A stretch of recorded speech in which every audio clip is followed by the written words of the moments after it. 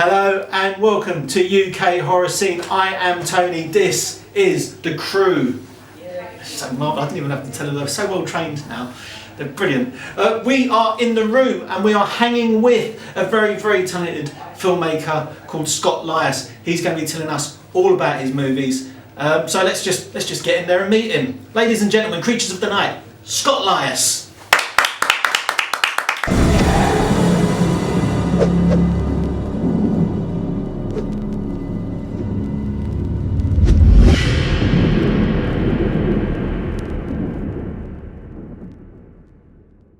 Scott Lyus, guys. Scott Lyus.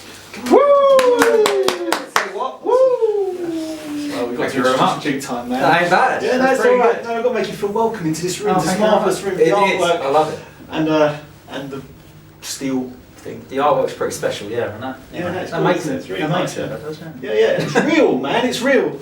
But anyway, we won't just talk. We're not here to talk about the room. We'll talk about your films. Right. So we'll start with your latest film, Silently Within Your Shadow.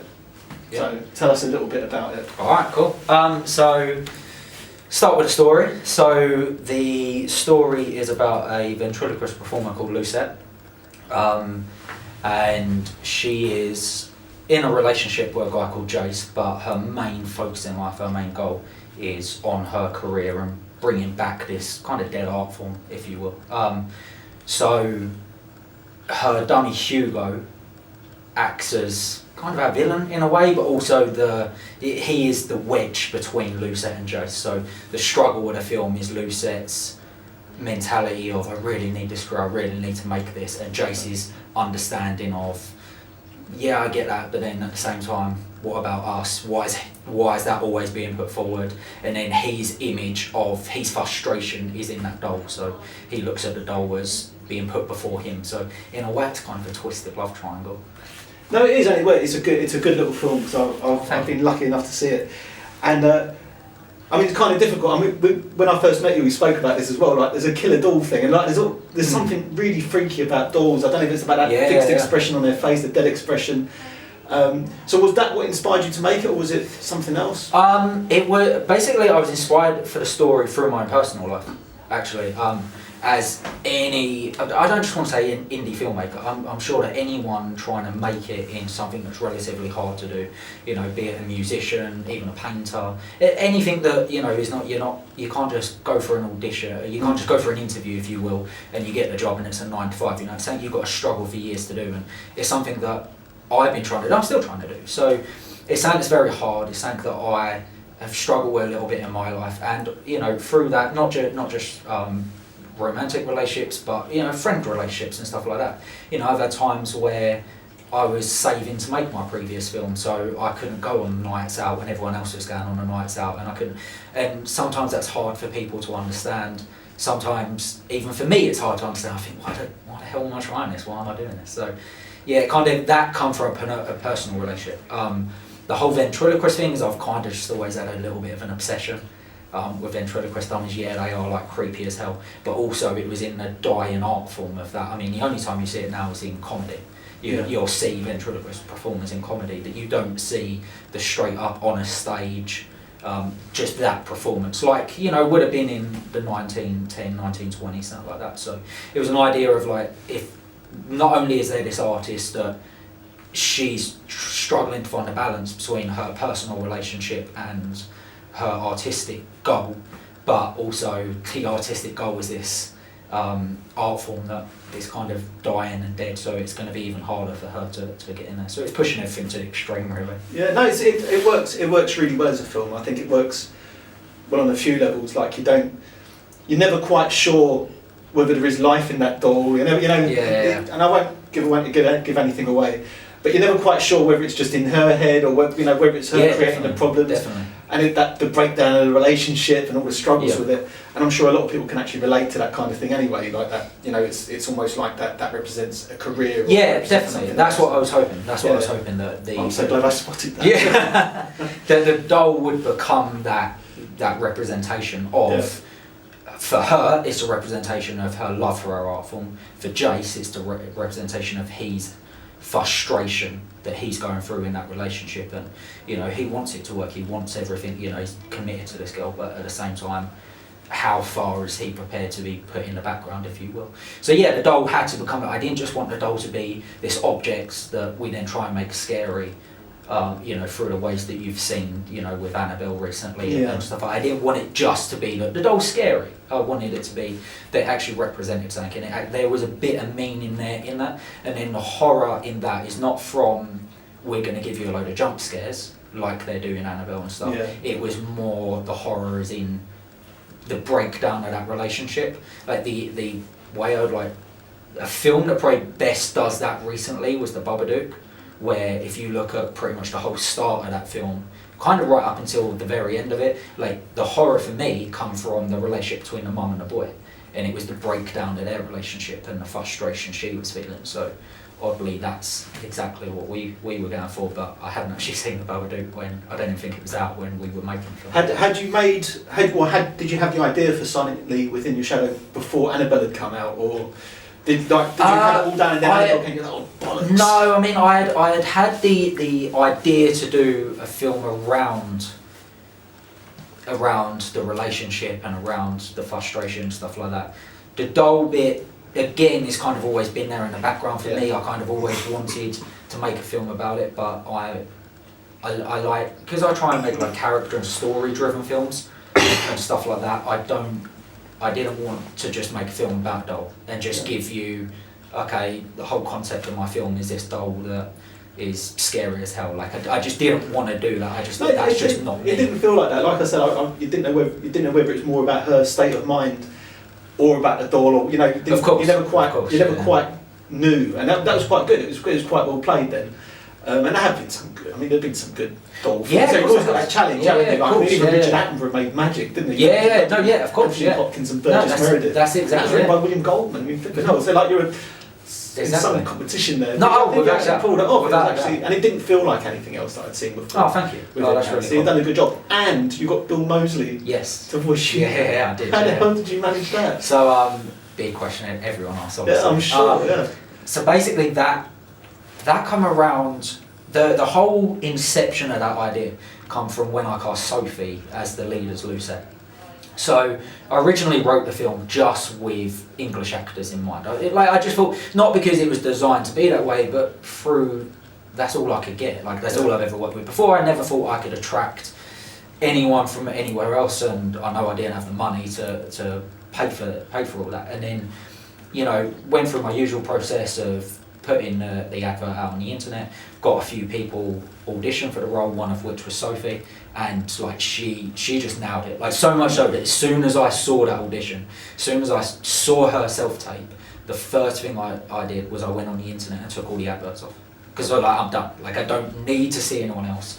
Like if Sophie wants it, Sophie's got it. So, but then later on, once she was cast, when she accepted the role, I thought, well, actually, Sophie's got an American accent, so now the dummy has to have an American accent because, and you're right, like the whole idea is playing that idea of, is it in her mind, is it in his mind, or is the dummy real? But to do that, I needed to match the accent that Sophie has with a dummy, but then also where to do it completely different, not just have Sophie voice the dummy. So then I thought, okay, I need someone that can do an American accent. And while going through this process, while thinking about this, a couple of films on the independent scene, some by first-time filmmakers, but also by not hugely established filmmakers, but people that were doing their second or third film like I was at the time, I saw that they had certain guys and girls in it that were established actors and actresses. So looking at that, I thought, well, why can't I do that? Why can't I try for that? You know,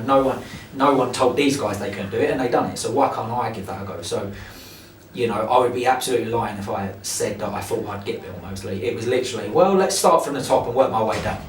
So, you know, I've got IMDb Pro. I paid for IMDb Pro, and I've never used it. I've never ever used it. So, literally, the beauty of it is, you know, as you know, you get people's contact information. So, I was able to send the screenplay to his agent. Never thought I'd hear back, not in a million years. And then literally 2 days later, I think it was, she sent me an email saying, love the screenplay, already sent it to Bill, Bill loves it, we want to do it.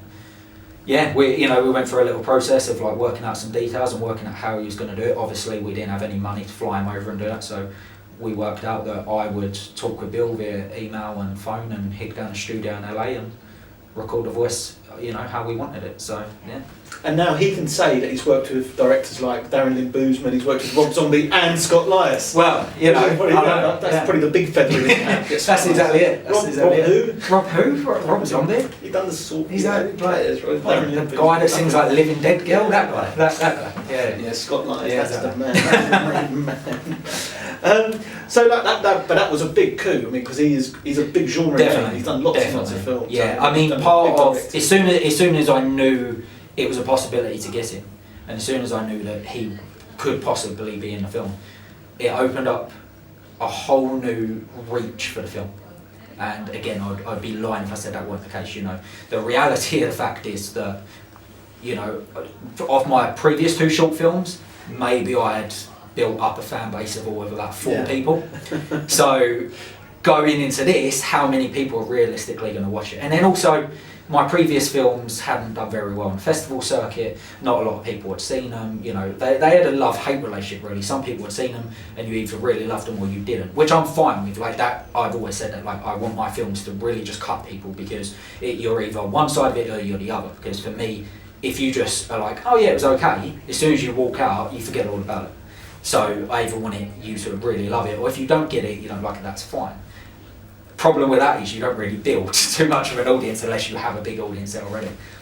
So the beauty of getting Bill involved was all of a sudden we were, lots more people were like, okay, what's this? What you got that name? What the hell is going on? Stuff like that. I mean, you mentioned about almost Marmite filmmaking, isn't it? Yeah, it is definitely. But I think that's one of the things I like, and I mean, a lot of people that you've met, that we've chatted to here, they make films that they want to see, and I think that's one of the really strong elements of making films the way you're making them. And the guests that we've had on the show previously, and I've said it a few times, I like the fact that they're making the films they want to make, and they're not making films to hit a demographic. Oh, definitely. Because I think that's when filmmaking really suffers. I mean, it can be entertaining, but there's no real heart in it, because they're just trying to hit the buttons. Well, that's like you said about the jump scares with Annabelle. They're just trying to hit certain notes at certain points of the film. So it's all just cardboard. It's by the. Well, that's exactly it. I think in a way, Hollywood. We all know Hollywood's gone that way, right? We don't need to tell anyone that. But like in a weird way, some films on the independent scene started going that way. And do you know what? I kind of understand it, because a lot of festivals, they need to sell tickets. They need to put bums in seats. Of course, yeah. The way to do that is you want the films that are popular. So I get why people started doing that, and I get why it went that way. We are really, really lucky, I think, right now in the UK, because there's so many great independent filmmakers that are doing exactly what you said. They're making the films they want to see. They're making maybe the films that you haven't seen for 20, 30 years, the stuff that we all grew up on and we like, and we want to kind of bring that back. For me, it's story, character-driven horror, and for a couple of the other guys I've been lucky enough to meet, they've got their inspiration that they're trying to bring back. And the beauty, like, I'm really proud of the film we made and the success we've had, festival circuit awards, like nominations, stuff like that. But the greatest thing for me with this film is, because I didn't know if I'd get into any festivals, because of my previous experience, in all honesty, I didn't think I would. I didn't think I'd get into any.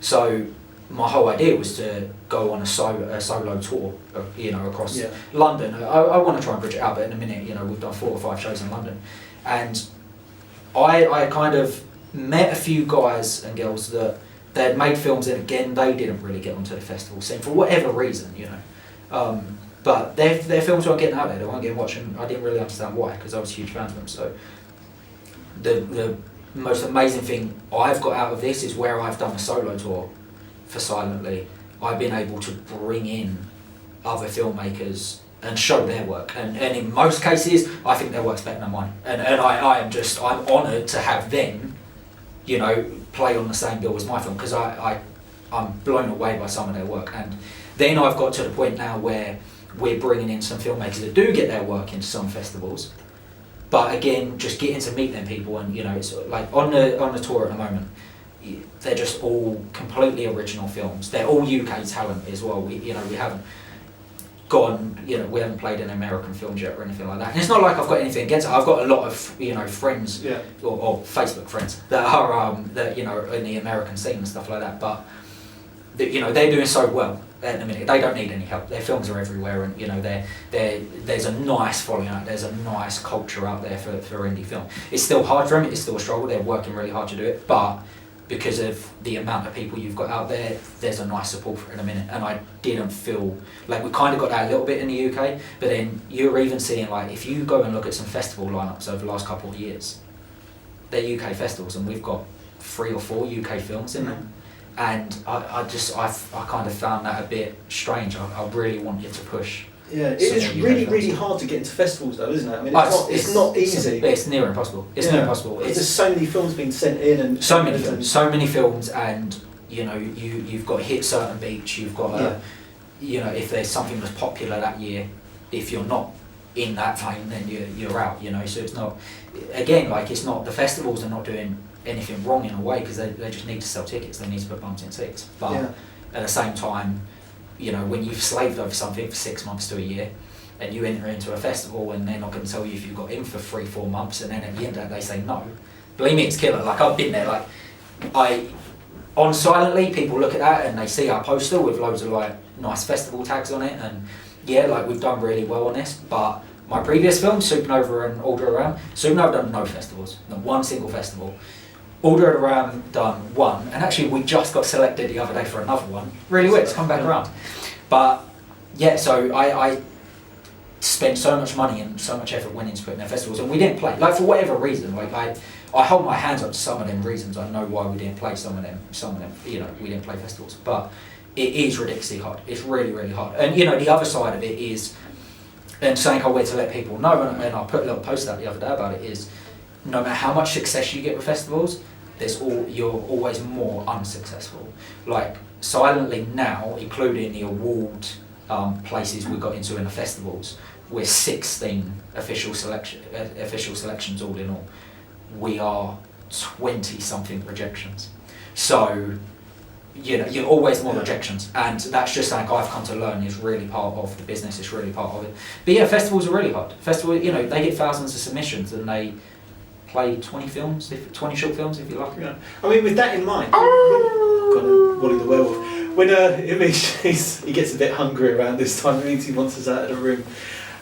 Keep with that in mind about the festivals. When you do your own screenings, are you not just tempted to do all your own films and then maybe do a Q&A with yourself at the end? You know, like, just say, hey, Scott, you were fantastic. That's a wonderful film. What inspired you? Well, I don't know. Really. Yeah, I know what you mean. That kind of stuff. You know, me, I'd be like, I'm putting all my own, nobody wants me, I'm putting all my own films in. No, definitely. And I'm going to sit there and tell myself how wonderful I am. Thank you very much. Yeah, no, I know what you mean. And yeah, there is that struggle. There is definitely that struggle of, you know, putting all that effort in. And not just for you, like, the thing about, like, directing a film and being the guy that really brings that to the top is you've got 10-20 people behind you that have given their time, given their effort, you know, people that have not been paid to make these films. And a year later when you say to them, yeah, actually we didn't get into any festivals and no one's seeing this film, it's just down on YouTube. It's sad. It's sad and it's a shame. But then on that side, I mean, one of the things I've come to appreciate, and again, it's the more involvement I have with the horror genre and the networks around,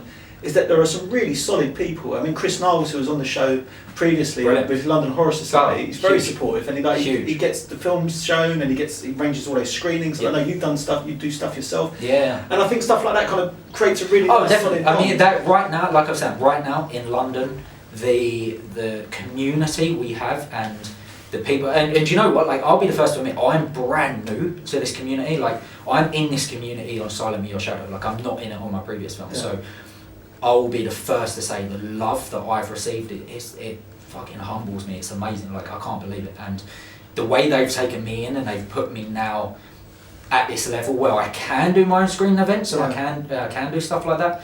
But the support is like there's no hate between people. There's no like, oh, you know, I'm not sure that film weren't that good, you know. Yeah. Even if you look, like, everyone takes it on the basis of, you know what, okay, maybe there is some faults in that film, maybe it could have been better in this area, but everyone looks at it as, you know what, you went out, you made a film, and here it is. You have something to show, you have something to screen.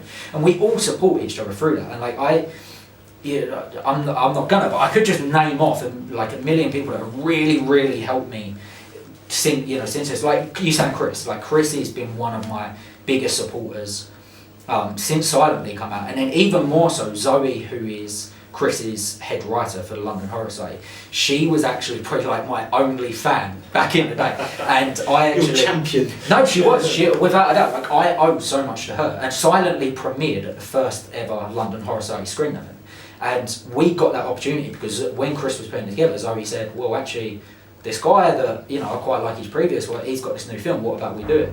And the rest is history. Chris is like one of my best friends now, and like Zoe, he's a nice guy, yeah. like Zoe is amazing. Like, and without her support, I wouldn't be like, there's no way I would have got the opportunity I got now. And then following on from that, just the people that have played on the tour I've done, but not just played on tour, but really supported it. And I wouldn't get nearly as many people out to that screen if it wasn't for Casey Bonham, who's come, who you're interviewing soon. She has been absolutely amazing. A guy called Damon Rickard, who's played it a few times. A guy called Robbie Gibbon. Like these people they're so supportive. Abigail Blackmore, who played the last event I'd done, and then people like Nicholas Vince, who comes down and supports it and stuff like that. And if it wasn't for these guys, if it wasn't for their support and that community, there's no way Silently would perform as strong as it has. And I genuinely believe that even in like the festivals we got in America and stuff like that, you need to build a presence around your film. And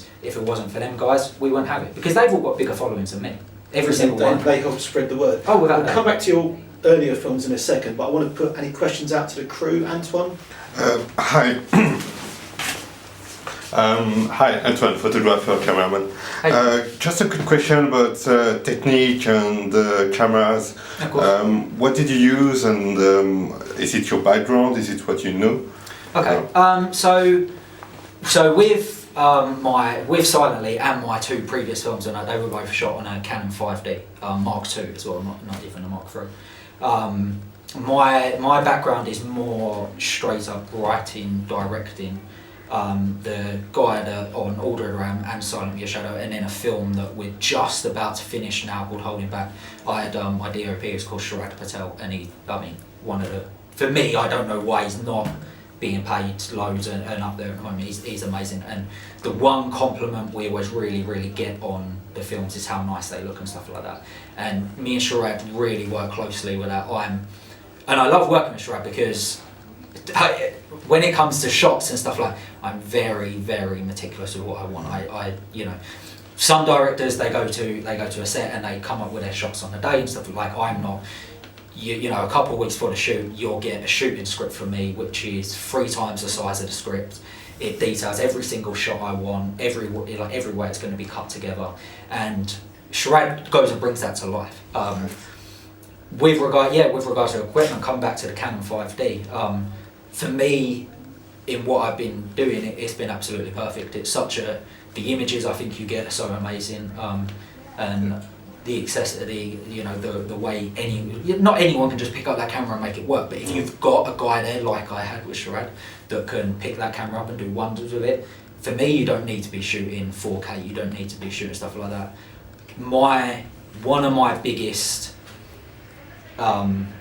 issues with the independent scene today is everyone seems to be obsessed with what they're shooting on.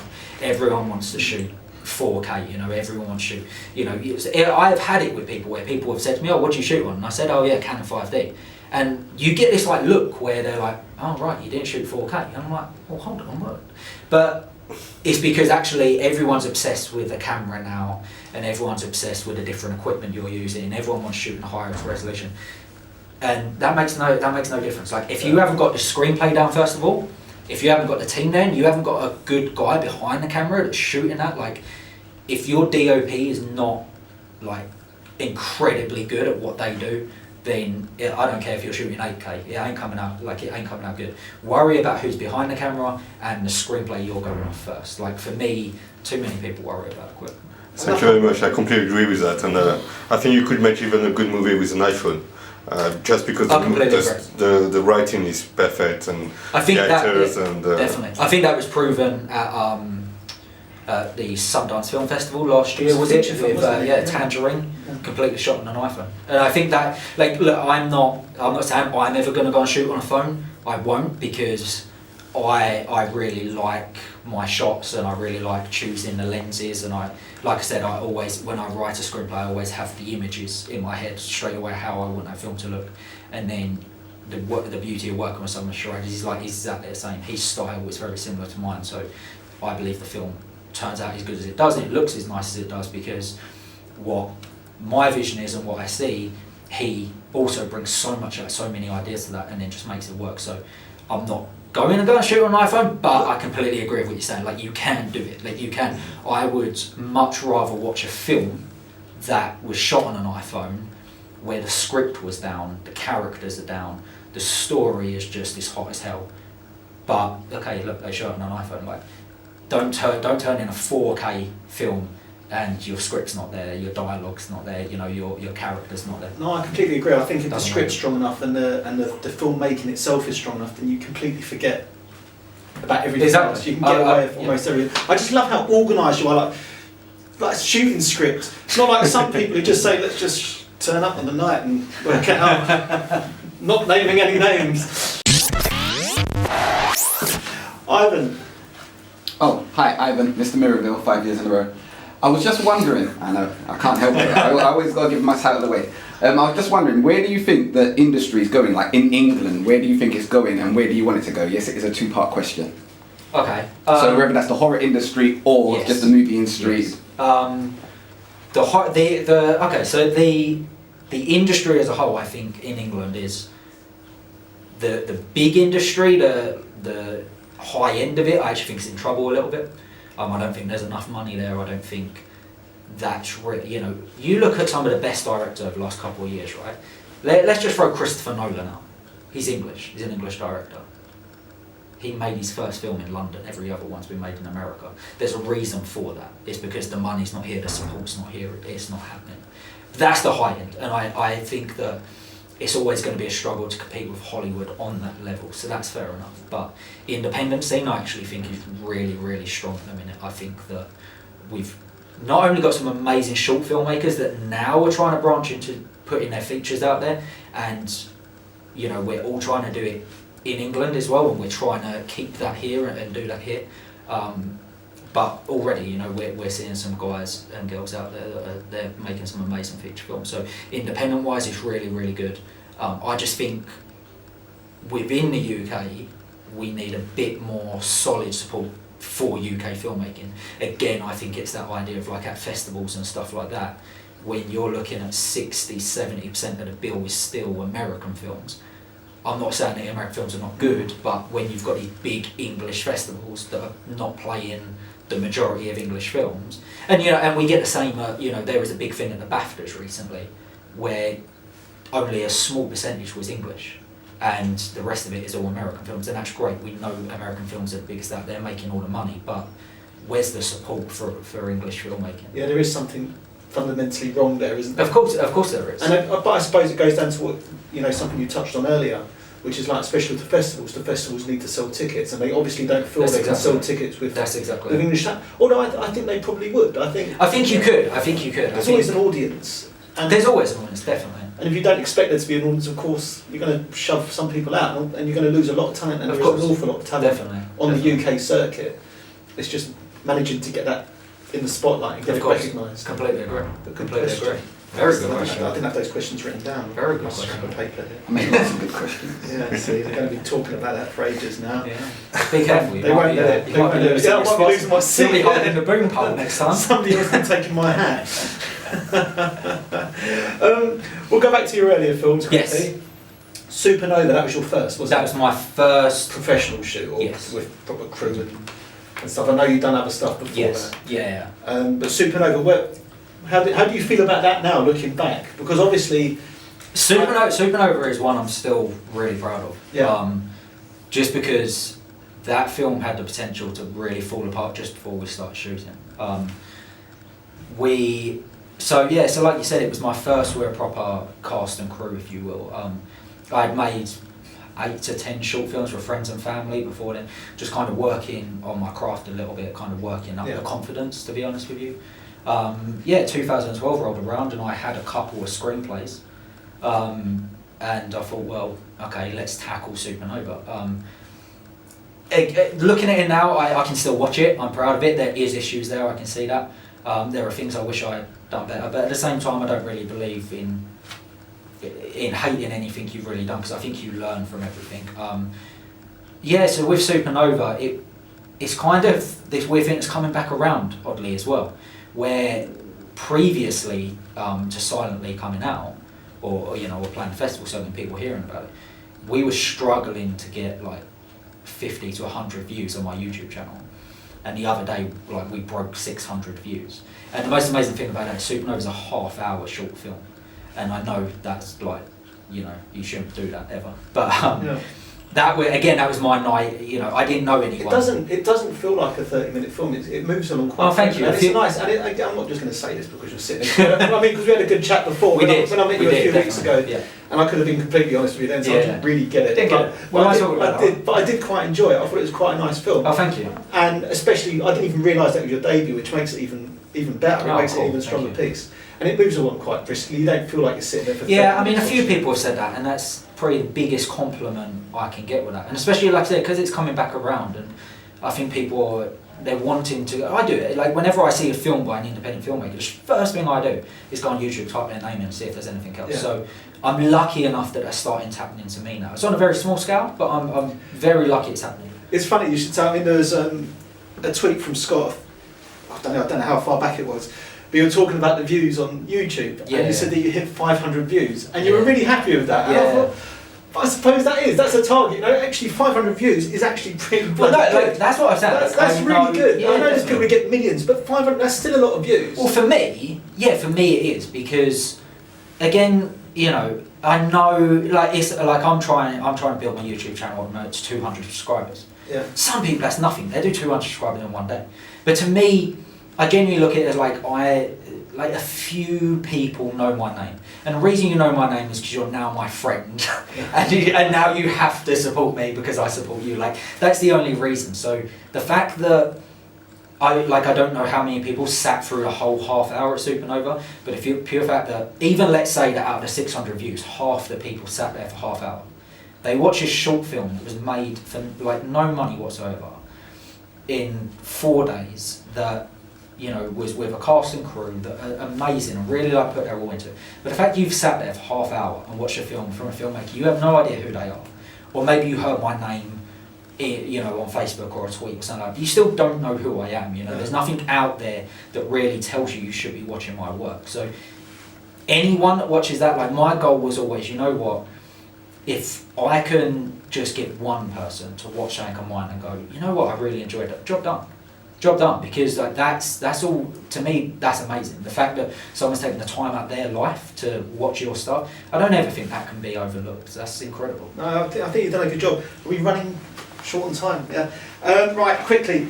Order of the Ram. That was I think that was actually the first one of yours that I saw. Oh, okay. And I enjoyed that as well. That felt very Hammer horror, like classic 70s Hammer horror. Was that? Yes. Different? Yeah, definitely. Not so much just a Hammer horror thing, but 70s in general. Yeah, I definitely had that feeling. So Order of the Ram oddly is kind of the one, even though it comes after Supernova, that is the one that everyone kind of jumps in. That's the one everyone says they watch first, which again, it's more accessible. It's like 15 minutes, so it's half the runtime of Supernova. The 70s style was definitely what I went for in that film.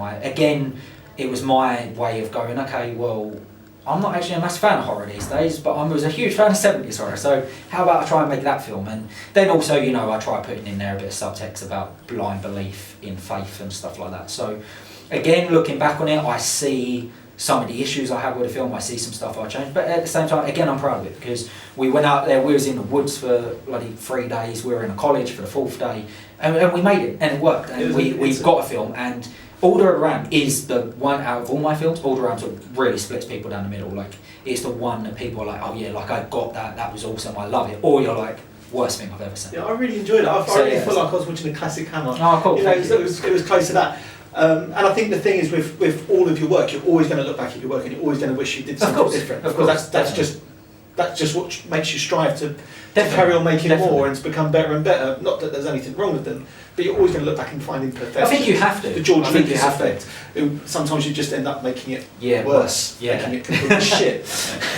When you had something good in the first place. But we're actually running out of time. Scott, that's fine. Wally the Werewolf is going to want his room back. It's really edgy. Definitely. But thank you so much for coming. Thank you very much for having me. It's an absolute really pleasure. appreciate it. I really do. Check out his films if you haven't already. He's a very, very talented man. Bastard he is. He's so good. But he's a very cool dude, and he has made some really, really good films. Ladies and gentlemen, Scott Lyus.